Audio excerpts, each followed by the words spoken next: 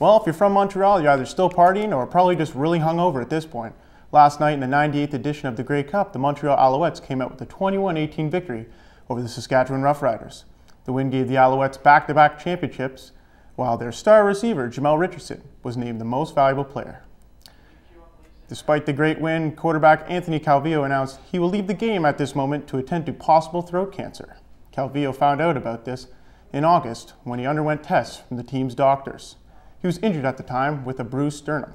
And yes, the Maple Leafs have fallen on tough times early in their 2010 campaign. And in Major League Baseball, the American League handed out its annual Gold Glove Awards. Seattle Mariners outfielder Ichiro Suzuki won his 10th straight award, tying in for the all-time record with Ken Griffey Jr. and Al Kaline. Popular Yankee shortstop Derek Jeter collected his 5th honor, despite being calculated as the worst fielding shortstop in baseball. The National League announced its winners later today. So what point in your life did you realize that you had a really good grasp on technology and social networking that not only to help yourself, but to help others? In baseball, the season ended a few weeks ago. However, the annual award winners have been released. Joey Votto is a near unanimous winner of the National League Most Valuable Player. As for the American League, Josh Hamilton of the AL champion Texas Rangers was a runaway winner of the Most Valuable Player award. Upon receiving this award, Hamilton explained why this was special. Talking about technology, like we see smartphones, they pretty much do everything today. What do you see as the pinnacle of technology in that respect?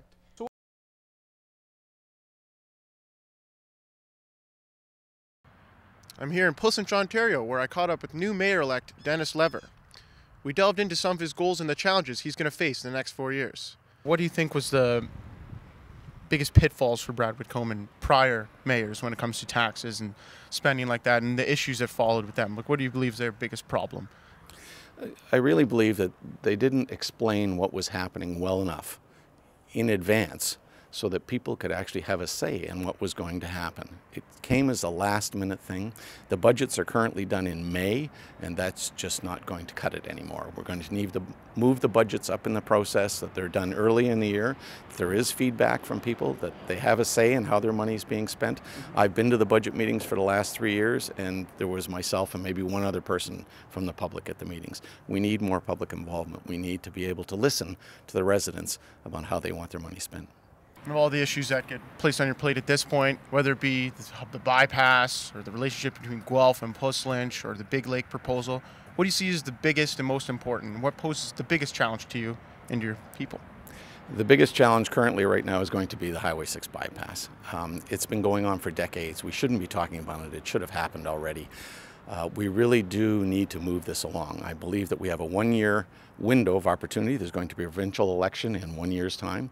And I think if we can bring this to the forefront at the province, we may be able to get this finally approved. It's been through the environmental assessment, so now it's just a matter of the province finding the funding available, or the funding, to actually make this project proceed. Local residents weighed in on the situation. You want it done? I want it done. I wanted it done 40 years ago. What would you say is the biggest issue in Puslinch right now? Me, it's a stupid highway, but Are you all for the bypass? oh, for sure. Yes. I have been for over 30 years now, yeah. Reporting live from Puslinch, Ontario, I'm James Gallo. Back to you, Francis.